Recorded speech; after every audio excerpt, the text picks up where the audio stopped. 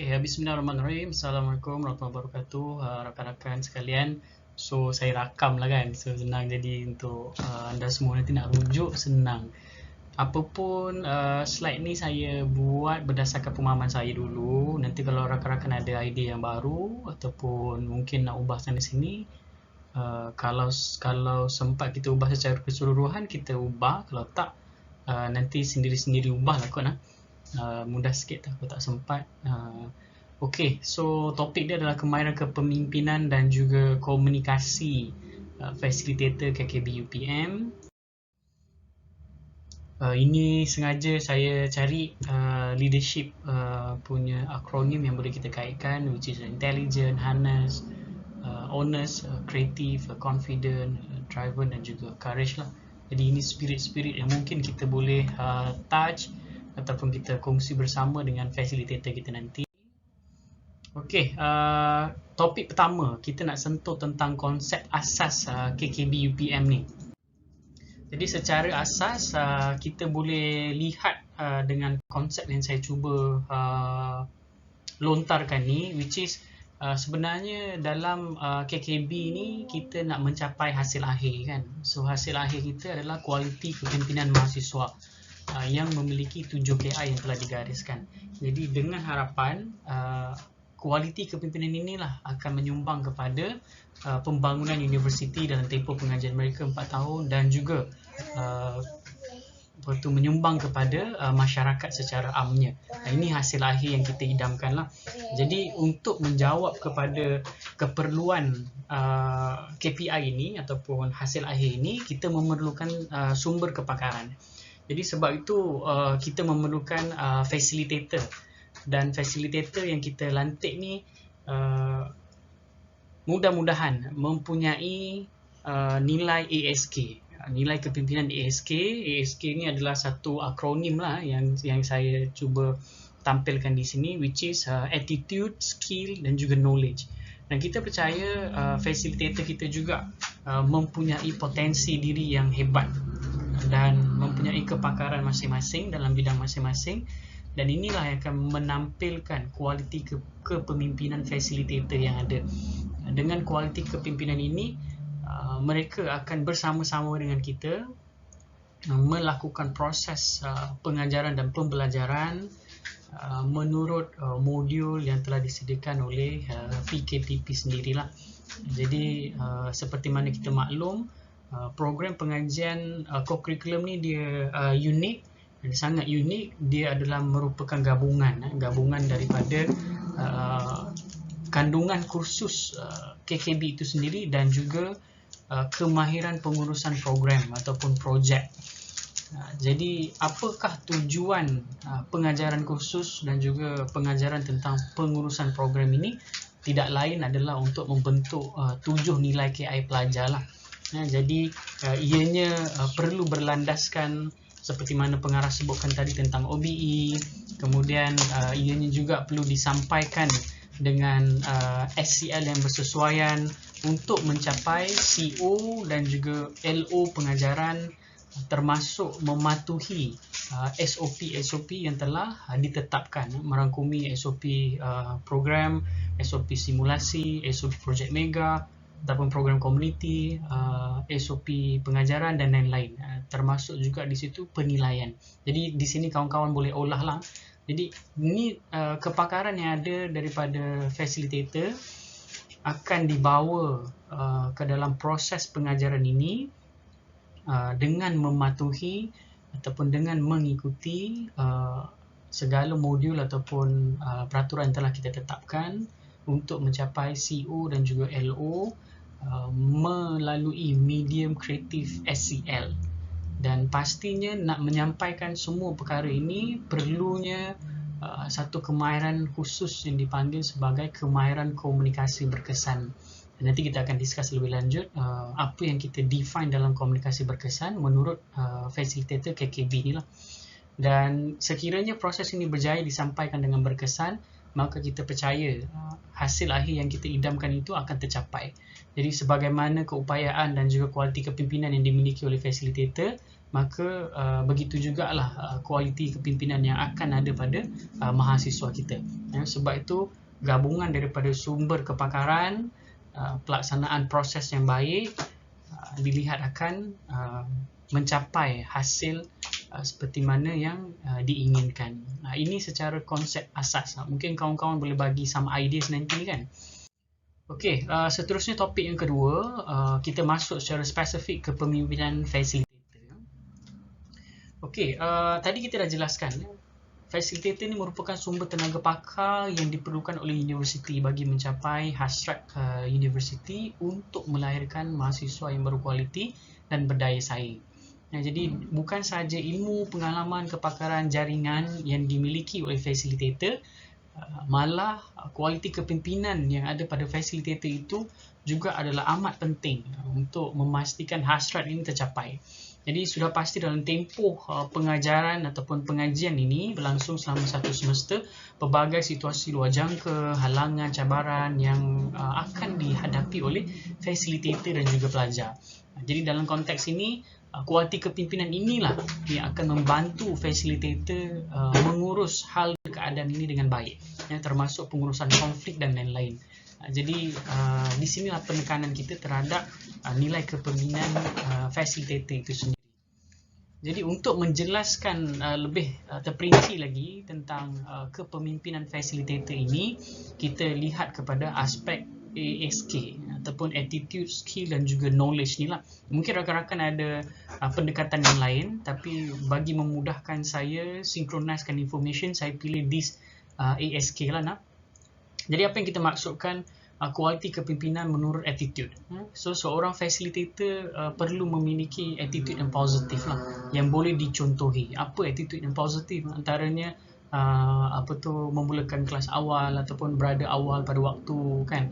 Kemudian tidak menunjukkan tingkah laku yang kurang sopan kan, walaupun di platform digital kan. Jadi attitude yang positif terhadap pelajar, terhadap faisi khas, terhadap pengurusan PKPP adalah amat penting. Kemudian minat yang mendalam dalam pendidikan. Nak menjadi pendidik tu, so kena ada niat yang mendalam. Memanglah ada di kalangan kita yang mungkin cenderung untuk mengisi masa lapang ataupun mencari sumber pendapatan lebihan, tetapi di sini apa yang diperlukan oleh PKPP adalah mereka yang mempunyai passion ataupun minat yang begitu mendalam, kerana kita percaya di sinilah nanti akan lahirnya attitude yang lebih positif ataupun kualiti pendidikan yang lebih baik nanti. Dan di sinilah juga akan berkait dengan elemen committed. Mereka yang passion, kita percaya dia akan lebih committed dan bertanggungjawab dalam melaksanakan amanah ataupun tugasan yang diberikan. Jadi seterusnya elemen kepimpinan yang lain adalah facilitator itu sendiri memiliki keupayaan ataupun kemahiran dalam memimpin, kemahiran dalam mengurus, kemahiran dalam membimbing, kemahiran dalam mengajar, kemahiran teknologi of course, kemahiran kerja dalam berpasukan, tidak hanya kepada pelajar tetapi berpasukan juga adalah kita sebagai faisi khas dan juga pengurusan PKPP lah. Kemudian kemahiran menyelesaikan masalah. Ini kita boleh lihat kalau mereka yang facilitator yang kurang pengalaman ataupun kualiti kepimpinannya agak rendah, maka kita boleh nampak kaedah penyelesaian masalah yang diguna pakai. Jadi ianya sedikit sebanyak akan menimbulkan konflik yang lain atau plan tindakan ataupun strategi tindakan yang kurang berkesan. Untuk membuat keputusan, dalam membuat keputusan kemahiran membuat keputusan adalah amat penting. Begitu juga dengan komunikasi dan kreativiti. Jadi mungkin rakan fasilitator khas ada poin yang lain yang lebih sesuai, nanti boleh sesuaikan saja. Tapi menurut saya ini antara pengalaman yang kita hadapi dan ini mungkin boleh kita highlightkan. Seterusnya adalah nilai kepimpinan, seterusnya adalah K, which is knowledge. Sebagai facilitator, kita berharap mereka mempunyai pengetahuan khusus tentang kursus yang dimohon. Sebagai contoh, kalau pengurusan masjid, maka faisi yang memilih pengurusan masjid adalah mereka yang pakar ataupun yang mahir dalam bidang yang mereka pilih untuk kursus KKB ni. Seterusnya, bukan sahaja mahir mengajar bidang khusus, tetapi mahir juga tentang ilmu-ilmu teknikal pengurusan program ataupun projek komuniti. Yang ini pun penting. Kita tak nak sekadar pensyarah yang mempunyai ataupun tenaga pengajar yang mempunyai kepakaran dalam bidang kursus KKB itu sahaja, tetapi kita juga memerlukan mereka yang mahir dalam pengurusan program ataupun projek. Kita dapat lihat ada fasilitator kita sebelum ni yang mungkin mereka mahir dalam kandungan kursus KKB, tapi agak apa tu orang kata terdapat kekangan ataupun agak kurang mahir dalam perkara melibatkan pengurusan program. Jadi apa berlaku adalah pelajar pening daripada peringkat awal nak buat paperwork, lepas tu nak buat perbincangan pun dah pening. Kenapa? Kerana fasilitator kurang kemahiran dalam ataupun kurang ilmu dalam mengurus program dan juga projek, termasuklah penyediaan gancat, surat menyurat, prosedur dan sebagainya. So ini amat penting. Sebagai fasilitator, kita berharap mereka dah ada this kind of knowledge, event management knowledge kan. And then ilmu pengurusan dokumentasi. Ini pun sama bagi membantu urusan PKPP, jawab segala bentuk prosedur. Ini amat penting. Kalau mereka tiada kemahiran ataupun lemah dalam pengurusan dokumentasi, ianya akan mencabar. Saya yakin ianya boleh dibangunkan, dan tetapi ianya akan memberi cabaran kepada FK dan juga PKPP terutamanya. Jadi kita tak banyak masa untuk menguruskan, kita harap mereka mahir. Tetapi dengan kursus-kursus yang disediakan melalui treaty, diharapkan fasilitator yang dipilih nanti mampu untuk hadamlah proses dokumentasi yang diperlukan, termasuk ilmu dalam pengurusan keuangan, tak sambil lewa, tak lepaskan kepada pelajar, tapi ada ilmu tentang pengurusan keuangan supaya dapat membantu pelajar dalam membuat kira-kira nanti, dan ilmu dalam jaringan dan penajaan. Ini pun penting juga.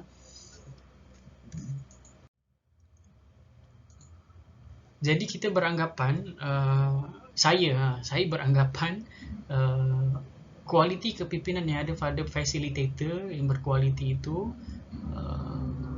akan memberi kesan kepada kualiti ataupun pembangunan kualiti kepimpinan mahasiswa. Bukan hanya mempunyai, kalau mereka fasilitator mempunyai kualiti kepimpinan yang baik, maka pelajar akan dapat baik. Bukan setakat baik, bukan setakat sama, malah lebih daripada kualiti yang ada pada fasilitator. Mungkin kan bila transfer knowledge itu berlaku, transfer nilai itu berlaku, transfer kemahiran itu berlaku, maka saya percaya kualiti yang terbentuk adalah lebih baik. Mudah-mudahan. So topik ketiga, kita pergi kepada komunikasi berkesan. Tim Facilitator KKB UPM. Kenapa saya menggunakan perkataan tim? Kerana facilitator tidak hanya berhubung dengan pelajar, tetapi facilitator juga berhubung dengan fesi khas, berhubung dengan pengurusan PKPP. Bila kita sebut komunikasi, maka kita maklum bahawa di situ ada proses penyampaian mesej ataupun maklumat ataupun informasi dan proses maklum balas. Jadi facilitator menyampaikan mesej dan kepada pelajar, pelajar juga menyampaikan mesej kepada facilitator. Facilitator memberi maklum balas kepada pelajar, pelajar juga memberi maklum balas kepada facilitator. Jadi proses komunikasi ini adalah proses penyampaian maklumat dan maklum balas yang bertimbal balik. Jadi bukan sahaja kepada pelajar, tetapi juga kepada fesi khas. Bukan setakat fesi khas, tapi juga kepada pengurusan PKPP. So waktu kita melaksanakan proses komunikasi ini, maka ada bahasa-bahasa yang digunakan. Kalau menurut pengarah tadi, kita emphasize kepada penggunaan bahasa Inggeris, tetapi kita juga memartabatkan bahasa Melayu, kan? Jadi penggunaan bahasa yang sesuai, laras bahasa yang sesuai. It's not about perfect English, kan? Cukup pelajar kita ada encouragement untuk belajar bahasa Inggeris, upgrade diorang punya kompetensi dalam bahasa Inggeris. Tetapi apa pun bahasa ini mestilah bahasa yang boleh difahami oleh pelajar, boleh difahami oleh fesi, boleh difahami oleh pengurusan. So dari segi terminologi, dari segi penggunaan bahasa, dari segi kompetensi bahasa, kalau nampak seperti kita tak begitu kompeten dalam bahasa Inggeris, tapi kita memerlukan komunikasi yang berkesan, maka kita perlu sedar bahawa komunikasi yang berkesan bagi kita adalah bahasa yang kita selesa, iaitu bahasa Melayu sebagai contoh kan. Maka pemilihan bahasa yang tepat akan membantu proses komunikasi yang lebih berkesan. Selain daripada bahasa, proses komunikasi ini juga melibatkan platform. Dalam konteks PKPP dan juga KKB ini, platform yang kita gunakan juga adalah platform-platform seperti platform digital. Nowadays kita guna banyak platform digital. Kita boleh WhatsApp pelajar, boleh Telegram pelajar, kita boleh call pelajar, kita boleh email pelajar, kita boleh go kepada portal pelajar kan. So platform-platform komunikasi ini boleh dimanfaatkan sebaik mungkin untuk memastikan komunikasi kita sampai kepada mereka yang sedang kita berurusan, termasuk pelajar, FESIHAS dan juga pengurusan PKPP. Dan platform ini juga boleh digunakan pakai untuk menerima maklum balas kan. Jangan kita hantar mesej kepada orang boleh, tetapi orang nak maklum balas kepada kita, kita tak semak email. Jadi komunikasi itu tidak berkesan. Kita kata berhubung dengan pelajar menggunakan portal pelajar kan, tetapi kita sendiri tak memberi maklum balas dekat portal pelajar. Kenapa? Sebab kita tak buka portal pelajar. Jadi di situlah nanti wujudnya barriers. Kemudian komunikasi ini juga berlaku dalam konteks dokumentasi. Jadi tidak hanya kita berhubung secara verbal, kita juga berhubung secara non-verbal, antaranya melalui dokumentasi. Jadi facilitator ada tanggungjawab komunikasi berbentuk dokumentasi kepada pelajar. Facilitator juga mempunyai tanggungjawab komunikasi dokumentasi kepada FESIHAS. Facilitator juga mempunyai tanggungjawab komunikasi dokumentasi kepada pengurusan PKPP. Ini perlu dijelaskan juga supaya kita dapat bekerja sebagai satu kumpulan yang efektif. Itu penting. Kemudian kemahiran. Of course, dalam kemahiran komunikasi ni mungkin FK boleh memaklumkan terdapat beberapa kemahiran yang mungkin kita tak emphasize dalam ni, tetapi sekurang-kurangnya mereka tahu kemahiran untuk berkomunikasi secara asas. Di bawah nanti saya akan ada slide which is kita mulakan dengan tata cara yang betul. Kemudian kalau di situ perlukan negotiation, kita negotiation dengan baik. Kalau di situ perlukan confrontation, kita confrontation dengan baik. Konon-kononnya kita nak confront pelajar untuk jadi motivasi kan, termotivasi, tetapi kita condemn pelajar. Maka kita lihat kemahiran komunikasi itu akan mencederakan emosi pelajar dan menghilangkan minat pelajar. So itu meletakkan diri kita kepada risiko untuk mencapai hasil akhir itu nanti. Jadi di sini kemahiran spesifik diperlukan oleh facilitator. Kemudian etika, of course dalam komunikasi nilai dan juga etika ini adalah amat penting. Tadi pengarah ada sebut adabul ikhtilaf kan, bersetuju untuk tidak bersetuju kan. So ada adab-adab tertentu yang kita boleh praktiskan dalam kapasiti facilitator. Mungkin facilitator dah ada etika ni, kita just ingatkan, dan kita nak juga facilitator mengingatkan kepada para pelajar dan transfer knowledge komunikasi ini kepada para pelajar. So sewaktu kita melakukan proses komunikasi ini juga kita tertakluk ataupun kita juga terdedah dengan barriers ataupun halangan. Dalam konteks halangan ni dia ada macam-macam lah. Kalau menggunakan platform digital ada halangan dia, kalau bahasa ada halangan dia, kalau dokumentasi ada halangan dia kan. Kemahiran mungkin maklumat tentang kemahiran tertentu dalam komunikasi pun ada halangan. Etika, mungkin budaya kita berbeza-beza juga akan ada halangan, dan keadaan diri dan keperluan diri yang berbeza juga menjadi halangan. Sebagai contoh, kita pergi pada slide yang berikutnya. Okey, komunikasi berkesan. Kenapa kita nak sangat komunikasi berkesan ni? Kerana nak mencapai hasrat lah, nak memastikan proses ini berjalan dengan baik. Okay, so kita nak mewujudkan komunikasi yang berkesan ni bagaimana? Kalau mengikut psikologi tu kita kena faham dulu mereka yang sedang kita berinteraksi tu. Jadi sekiranya kita melihat dalam konteks pelajar, facilitator, ini keadaan diri pelajar. Jadi dengan keadaan diri pelajar ini, apa yang boleh kita lakukan? Komunikasi macam mana yang boleh kita gunakan supaya pelajar dapat dibantu, pelajar dapat ditingkatkan motivasi, pelajar dapat knowledge yang baru, pelajar dapat membentuk kemahiran, pelajar dapat apa yang kita hajatkan. So ini nanti facilitator boleh gunakan sebagai ruang aktiviti lah. Dia orang campak idea, kita type supaya interaksi itu nanti dia berlaku lah. Okay, so ini saya senaraikan mengikut apa yang terlintas di kepala. Mungkin rakan-rakan rasa perlu dikurangkan ataupun perlu ditambah, nanti boleh disesuaikan. Okey, memahami komunikasi facilitator khas. Ini pun sama. So, untuk berkomunikasi dengan facilitator khas, facilitator pun perlu faham keberadaan facilitator khas itu untuk apa. Jadi, bila facilitator faham facilitator khas punya peranan, saya fikir komunikasi itu nanti akan jadi harmoni.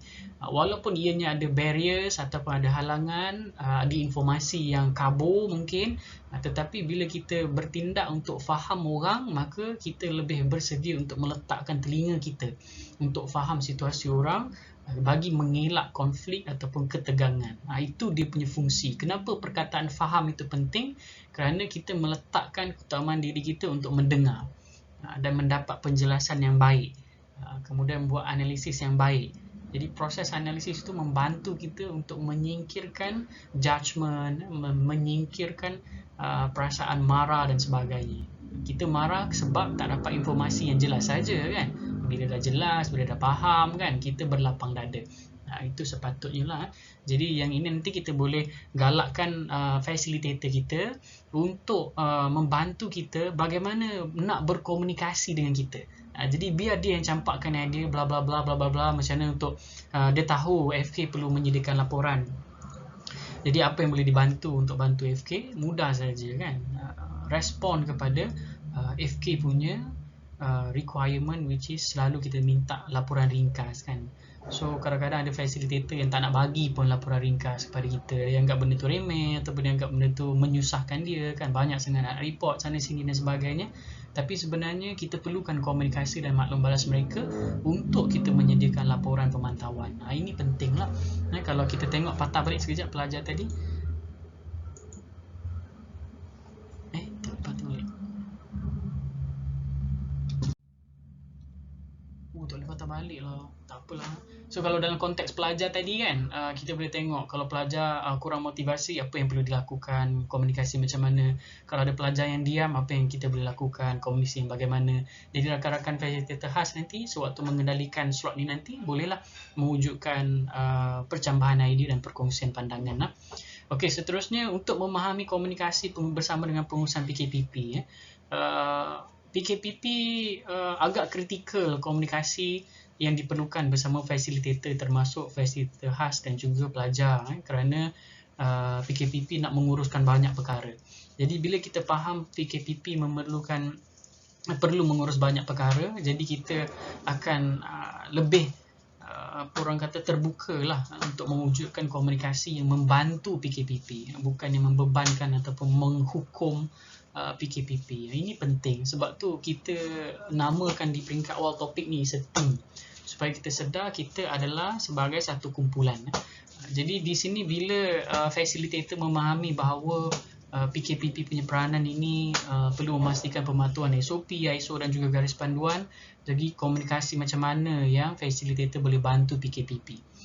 Komunikasi dokumentasi kan, komunikasi untuk memberi feedback, maklum balas yang segera, kemudian dokumentasi itu perlulah lengkap, kemudian kalau tak faham tu tanya, kalau duit lambat masuk kena maklumkan. Kalau PKPP dah maklumkan duit lambat masuk tapi tak dapat-dapat juga kan, PKPP dah usaha kan tak dapat-dapat juga, janganlah ban kita dekat Facebook kan. Jadi perkara-perkara itu perlu diharmonikan. Ada perkara yang dalam kawalan kita, ada perkara yang di luar kawalan kita. Ada perkara yang kita usahakan beria untuk selesaikan, tapi nak ditakdirkan kekangan mungkin mengekang proses itu untuk lebih cepat.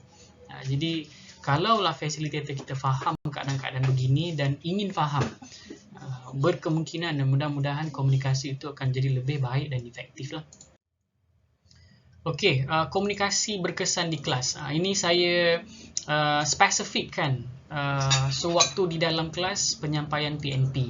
Mungkin dia ada kaitan sedikit dengan Cik Izzuan nanti, tetapi boleh disesuaikan nanti. Saya just nak remind supaya facilitator kita ni sewaktu nak menyampaikan kuliah ni, yang pertama tolonglah kan sediakan rancangan pengajaran. Janganlah nak mula lah baru terhege-hege kan. Jadi daripada situ komunikasi nanti akan kabur sebab pelajar tak sure nak buat apa hari ni. Jadi itu tak bagus. Saya ambil contoh macam Abang Magic. Abang Magic dia sentiasa menyediakan rancangan awal sebab dia memerlukan barang dan juga kesediaan pelajar untuk buat magic. Itu satu benda yang boleh dicontohi lah. Kemudian yang kedua, mengenal pasti bentuk SEL yang akan digunakan dalam PNP. Nak guna Padlet ke, nak guna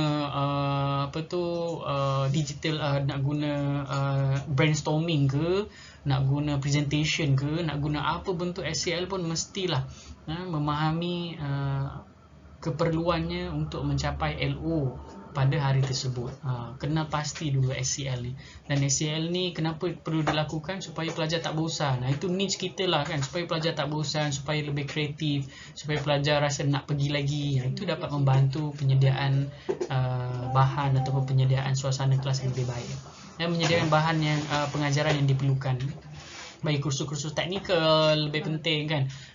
Lepas tu kursus-kursus yang melibatkan pemahaman pelajar, even masjid pun sama. Kalau perlu layout masjid yang sesuai, perlu sediakan layout supaya pelajar dapat informasi yang sesuai. Kalau nak buat ujian, perlu dibekalkan dulu dengan bahan-bahan ujian. Begitu seterusnya lah. Memilih dan menyediakan platform digital classroom yang bersesuaian. Of course, ada yang tak selesa guna Google Meet, ada yang tak selesa guna Zoom. Jadi cari keselesaan masing-masing dan pastikan pelajar boleh akses, tak terlalu berat, tak terlalu makan data pelajar kan, yang bersesuaian lah. Kemudian menjelaskan objektif dan hasil pembelajaran yang akan dipelajari oleh pelajar sebelum kelas bermula. Ini rata-rata ramai yang tertinggal. Kenapa? Kerana ini bukan rutin mereka untuk mengajar kan. Rutin mereka adalah kerja hakiki mereka lah. Jadi sebenarnya bagi mereka yang biasa dalam dunia latihan ataupun pengajaran ataupun pembelajaran ni, mereka biasa dengan hasil pembelajaran. Jadi perlu dinyatakan terlebih awal supaya pelajar ready apa yang akan didapat. Nanti nak buat penilaian nanti mudah. Kemudian lakukan proses ice breaking dengan lebih kerap. Walaupun kelas masuk minggu ke-12, masuk minggu ke-13, proses ice breaking di peringkat awal permulaan kelas amat penting. At least kita boleh generate energy yang simple kan, macam kita tepuk tangan dan kita say yes yes yes kan. Itu semua benda-benda yang simple tetapi boleh generate energy. Itu yang penting lah. Kemudian seterusnya nanti kawan-kawan boleh tambah-tambah lagi berdasarkan pengalaman masing-masing lah. Yang ini saya nyatakan saja yang terlintas berapa ni? 14. Okay, so nanti kawan-kawan boleh tambah-tambah lagi. Kalau rasa banyak boleh kurangkan lah. Okay, ni teknik komunikasi yang saya boleh sentuh. Teknik asas lah, ini kemahiran asas. Sewaktu kita berhubung dengan orang, make sure kita perkenalkan diri kita dan kita beri salam. Itu common. Walaupun ianya common, tapi kadang-kadang kita terlepas pandang. Siapa ni maksudnya? Kalaulah seseorang itu berjawatan dan kita tahu dia berjawatan, maka lebih molek ataupun lebih manis kalau kita sapa dengan jawatan, seperti Dr. Izura kan, seperti TS Izwan kan. So kalau dia selesa lah kan. Jadi tak adalah kita ni panggil macam kawan-kawan kita bagi mereka yang berjawatan ataupun mereka lebih senior kan. Jadi itu juga menunjukkan adab dan penghargaan kita lah. Bila kita bagi salam, kita sapa. Salam, Assalamualaikum doktor, apa khabar doktor? Tak adalah saya panggil Encik Jo kan. Salam Jo, apa khabar Jo kan. So it's not good lah. Walaupun ada budaya yang selesa kan, tapi budaya kita bukan macam tu. Jadi kena salam dan juga sapa lah, sapaan yang betul. Kemudian saya, maksudnya kalaulah pertemuan itu baru, maka saya ni bermaksud siapa diri saya. Assalamualaikum, Encik Jo, saya Zaim kan, perkenalkan diri, facilitator daripada kursus sekian-sekian-sekian. So secara tak langsung Encik Jo pun tahu kan, oh ni bukan scammer. Oh ni aku kenal, oh ini face aku. Jadi bonding akan terbentuk. Kemudian latar belakang situasi ni, maksudnya Encik Zaim ni nak berhubung dengan Encik Jo atas tujuan apa, nak apa. Sebelum masuk tujuan tu, latar belakang situasi lah. Maksudnya saya sebagai orang yang berkeinginan untuk mendapatkan sesuatu daripada Encik Jo, saya akan cerita situasi saya kan. Okay, Cik Jo, saya kan baru jadi facilitator, jadi saya kurang mahir dalam menggunakan portal pelajar. Jadi tujuan saya berhubung dengan Cik Jo ni, kot dapat membantu saya memberi maklumat tentang penggunaan portal pelajar. Itu tujuan. Jadi Cik Jo dapat maklumat yang jelas, latar belakang situasi yang jelas dan tujuan komunikasi. So bila tahu tujuan komunikasi, Cik Jo tahu nak respon apa untuk mencapai tujuan tersebut. Tetapi kita perlu ingat, bila orang berhubung dengan kita dan kita berhubung dengan orang, kita perlu beri ruang persetujuan kepada orang yang sedang kita hubungi. Contoh, Cik Jo tak boleh nak respon hari ni ataupun tak boleh nak respon segera. Mungkin Cik Jo ada perkara lain yang lebih urgent. Jadi kita sediakan ruang persetujuan. Kalaulah Cik Jo ada ruang nanti, Cik Jo boleh maklumkan saya untuk saya hubungi semula. Itu kan satu proses yang baik tu kan. Kita menghargai dan menghormati masa orang lain. Kemudian follow up. Kalau Cik Jo tak respon kita dengan segera, kita boleh follow up sekurang-kurangnya 3 hari kan. Kalau lebih urgent, 1 hari ataupun 2 hari, mengikut keselesaan. Follow up pun sama juga, mulakan dengan salam, kenalkan balik diri, cerita balik situasi. Tujuan hari ini adalah untuk follow up. Kemudian bila dah bersetuju secara bersama kan, Cik Jo nak bantu kita, jadi Cik Jo pun dah bersetuju, kita dah masing-masing setuju dan negotiate itu berjaya. Seterusnya adalah memenuhi keperluan. Jadi kalau Cik Jo ada keperluan barang ataupun bahan yang diperlukan, kita perlu penuhi.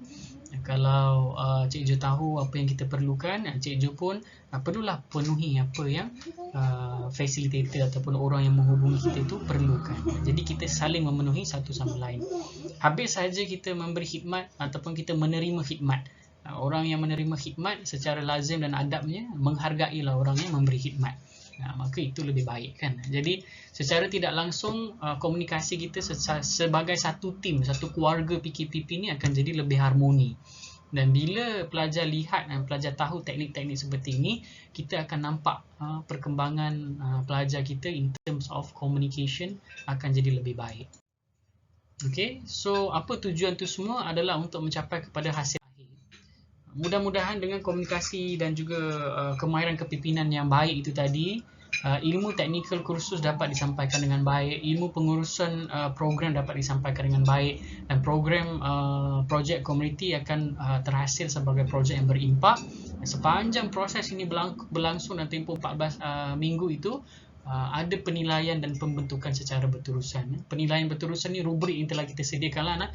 Pembentukan berterusan ni maksudnya jiwa kita sebagai seorang pendidik tu membentuk mahasiswa kita. Maka kita percaya hasil akhir yang kita idam-idamkan iaitu 7 KI ini merangkumi komunikasi, kerja berpasukan dan lain-lain ni akan tercapai. Ini hasrat kita. Mudah-mudahan dengan kemahiran kepimpinan dan juga komunikasi itu tadi dapat membantu pihak universiti mencapai hasrat kualiti kepimpinan mahasiswa yang ada, dan kualiti inilah akan menyumbang semula kepada masyarakat. So secara kesimpulannya, sumber kepakaran yang ada pada facilitator, kepakaran itu akan digunakan dalam proses yang berkesan, akan membantu kita mencapai hasil akhir yang kita idam-idamkan. Allahu a'lam. Mudah-mudahan perkongsian ini membantu rakan-rakan sekalian dan PKPP secara keseluruhannya. Mana yang perlu ditambah baik, boleh maklum balas, boleh tambah baik mengikut kapasiti tuan-puan sekalian lah. Sekian, wabillahi taufiq wa hidayah. Assalamualaikum warahmatullahi wabarakatuh. Bye bye. Terima kasih.